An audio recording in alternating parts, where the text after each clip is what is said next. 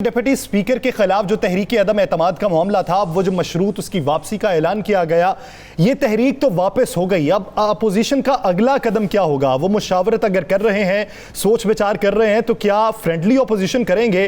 तो tough time देने वाला जो बयानिया है वो किधर जाएगा? राना साहब की तरफ बढ़ते हैं। राना साहब, क्या सोच है इस वक्त अपोजिशन की?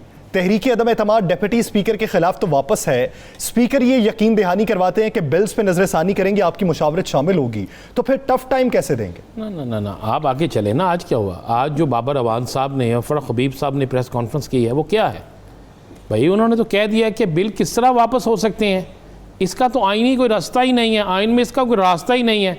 उन्होंने कहा जी अब ये बिल सेनेट में चले गए और सेनेट के अंदर जो कमेटियां हैं उसमें तमाम अपोजिशन के लोग मौजूद हैं, अब वो वहाँ पर देखें जाके। भाई यही तो असल तो खबर ये है यासर, कि वो कहते ना टूट गई तरक्क करके, ये टूट गया। वो एक मुआहदा हुआ, सारा कुछ हुआ। आपने भी कल कहा, मैंने कहा ये ऐसी बात नहीं थी, अपोजिशन के पास स्कोर पूरे नहीं थे तो वो नहीं कर सकते थे। तो उन्होंने सोचा कि कुछ ना कुछ हमें कोई आसरा कराए तो हम फौरी तौर पर उसको वापस ले लेते हैं, तो वापस होगी। अब जो मुआहदा तय हुआ था बकौल राजा परवेज़ अशरफ साहब के, जो उन्होंने प्रेस कॉन्फ्रेंस की, उनके मुताबिक तो ये था कि जनाब ये बिल्स वापस होंगे, फिर कमेटियों में जाएंगे और कमेटियां जो है वो सारी देखेंगी, देखने के बाद जिसमें वो चाहेंगे तरमीम करनी है या कुछ चीज़ चेंज करनी है उसमें कर दी जाएगी। लेकिन ये जो आज प्रेस कॉन्फ्रेंस की है बाबर अवान साहब ने और फरख हबीब साहब ने, आप उस प्रेस कॉन्फ्रेंस में देखें ना, उन्होंने वाज़ेह तौर पे कहा कि भाई अब ये कानून के मुताबिक पास हो चुके हैं। उन्होंने कहा है कि वहाँ पे जो डिप्टी स्पीकर पे इल्ज़ाम था उस पर बार बार डिप्टी स्पीकर ने गिनती भी कराई, अलग-अलग खड़े भी कर दिया। उन्होंने अपोजिशन ने जो इतराज़ किया डिप्टी स्पीकर ने वो भी दूर किया।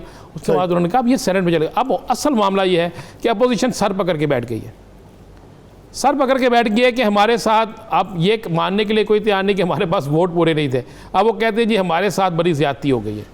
बाबर अवान साहब की प्रेस कॉन्फ्रेंस के बाद अब आने वाले दिनों में मैं आपको बता दूं, अपोजिशन दोबारा कोई चीखो पुकार करेगी, दोबारा असम्बली के अंदर जो है वो शोर शराबा शुरू होगा, दोबारा वो इस पर संजीदगी से गौर शुरू करेंगे कि हमारे साथ जो हुआ है ये नहीं होना चाहिए था। अब क्या होंगे? अब कुछ लोगों से, अब आज हुकूमती और अपोजिशन बेंचों से कुछ अहम लोगों की आपस में गुफ्तगू हुई है जो इस सारे दौरानिए में एक दूसरे को इकट्ठा करने पे लगे हुए थे। तो उस पर अपोजिशन ने बाकायदा अपना गिला किया है कि जी बाबर अवान साहब और फरख हबीब साहब की जो प्रेस कॉन्फ्रेंस है, इसके बाद हम अपने साथियों को क्या जवाब दें। और अपोजिशन जो है उसके अंदर बड़ा इस मामले में शदीद इसराब पाया जा रहा है। और आपको ये भी बता दूं कि इस पर कुछ अपोजिशन रहनुमाओं को तनकीद का सामना भी करना पड़ रहा है, उन लोगों से जो पार्लियामेंट के अंदर तो नहीं लेकिन पार्लियामेंट के बाहर बैठ के पार्लियामेंट की सियासत को इंजॉय भी करते हैं और उस पर अहकाम जारी भी करते हैं। तो यासिर ये मामला बिल्कुल तब्दील हो गया है। अब फ्रेंडली अपोजिशन या दूसरी अपोजिशन वो तो एक अलहदा मामला है। जिन नकात पर बकौल राजा परवेज़ अशरफ इत्फाक हुआ था उन सब से तो इनकार कर दिया।